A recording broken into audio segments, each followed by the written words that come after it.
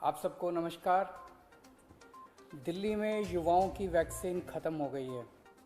पिछले 4 दिनों से युवाओं के वैक्सीनेशन सेंटर बंद पड़े हैं। बुजुर्गों की कोवैक्सीन भी ख़त्म हो गई है। हमने केंद्र सरकार को लिखा है, लेकिन अभी तक वैक्सीन आई नहीं है। और ये केवल दिल्ली की बात नहीं है, देश भर में कई टीका केंद्र बंद हो गए हैं। इतनी महामारी के दौर में इस वक्त तो हमें रोज़ नए नए केंद्र खोलने चाहिए थे। ऐसे वक्त में मौजूदा केंद्र भी बंद हो रहे हैं, ये अच्छी बात नहीं है। देश में वैक्सीन की ज़बरदस्त किल्लत है और मुझे लगता है पिछले महीनों में कई बड़ी गलतियां हुई हैं। अगर अपने देश के लोगों को सही समय पे वैक्सीन लगा दी जाती, कई लोगों की जान बचाई जा सकती थी, कई घर बर्बाद होने से बच सकते थे। न जाने कितने लोगों ने अपनों को खोया है, कितने घरों के चिराग बुझ गए, न जाने कितने घरों से उनके सर से पिता का साया उठ गया, कितनों ने अपने माँ, भाई बहन और अपने प्रियजनों को खोया है।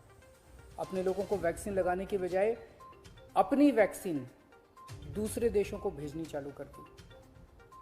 जब दुनिया के दूसरे देश अपने अपने लोगों को बड़े स्तर पे वैक्सीन लगा रहे थे, हम अपने लोगों की वैक्सीन लगाने की बजाय अपनी वैक्सीन दुनिया के दूसरे देशों को भेज रहे थे। दुनिया की सबसे पहली वैक्सीन भारत के वैज्ञानिकों ने बनाई।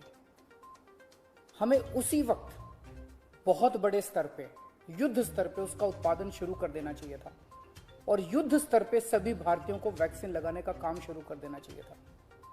यह काम हम दिसंबर से शुरू कर सकते थे, हमने ऐसा नहीं किया। अगर उस वक्त टाइम पे देश को वैक्सीन लगा देते तो शायद दूसरी वेव के प्रकोप से देश को बचाया जा सकता था। उस वक्त सभी राज्यों को कह दिया गया कि आप अपना अपना देख लो, सभी राज्य अपना अपना इंतजाम कर लो। वैक्सीन कंपनियों ने साफ साफ कह दिया कि वे राज्य सरकारों से बात नहीं करेंगे, केवल केंद्र सरकार से बात करेंगे। कई राज्य सरकारों ने ग्लोबल टेंडर निकाले, सारे टेंडर फेल हो गए। एक भी वैक्सीन का टीका अभी तक नहीं आया। तो फिर देश वैक्सीन क्यों नहीं खरीद रहा? इस वक्त हमारा देश कोरोना महामारी के खिलाफ युद्ध कर रहा है।